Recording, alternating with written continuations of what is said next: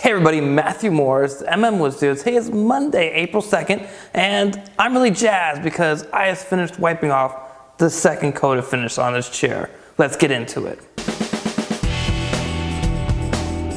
It's been a really great week here in the shop because, as you can see, this chair is almost completely done and ready to go upstairs to finish off the dining room set, which I can't wait to share with you guys next week. I want to show you this upstairs, the table, all 8 chairs. It's been an experience, a journey, 7 years in the making.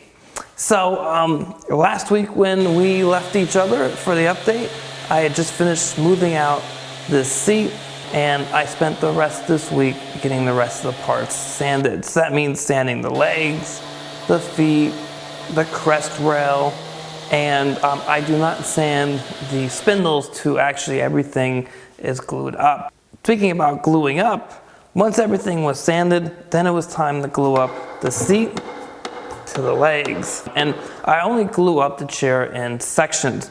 So I do the seat to the legs, let all of that dry, and then I glue up the legs to the feet. And this way, if there's any little adjustment I need to make on the feet, I can make it. I get the chair up on the bench or the assembly table, and I make sure it's nice and level. And only when it's nice and level, then do I clamp the legs to the feet. I want to clamp it before because I want to be able to see if it's level first. With all that dry, 24 hours later, I then glued up the crest rail, waited for that to glue up as well, and then it was time to start sanding. So I start with some 100 grit paper, and with the 100 grit paper, I sand the spindles. And then after I'm finished with the 100 grit paper, then I come back into some 220 grit paper. I skip the 150 or the 120. I just jump straight to the 220 because this hickory here really sands nicely right after this. It goes from 100 to 220 and no problem whatsoever.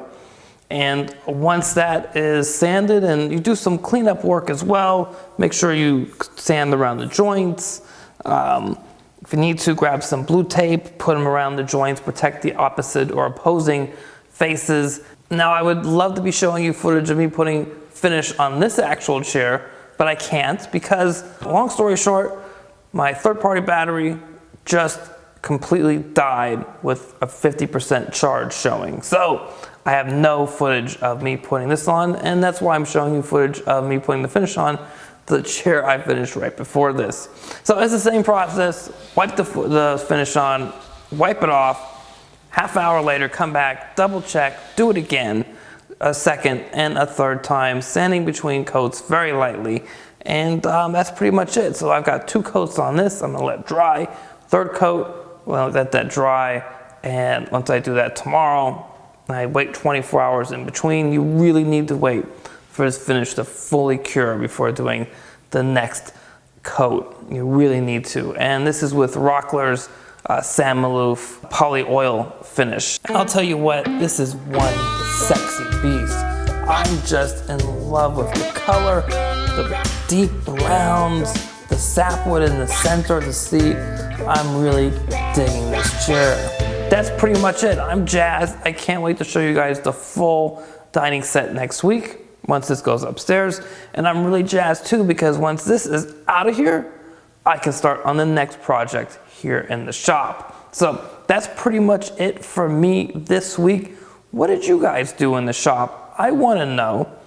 Put that in the comments below. Now, before I get into the usual exit here, please hit that subscribe button. It's really cool to do that because we just get a larger community, and that's what I'm trying to build here, a community of woodworkers who are interested in fine woodworking, intermediate to advanced level projects, or those who are doing maybe beginning woodworking and they want to inspire themselves to take on harder and more challenging projects and build up their skills.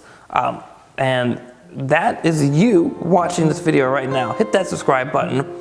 And as always, hit that thumbs up button and share this with your friends. And if you're watching this on Facebook, hit the like button, share your timeline, and head over to the MM Studio page and like us there as well. And as always, have a great week in the shop.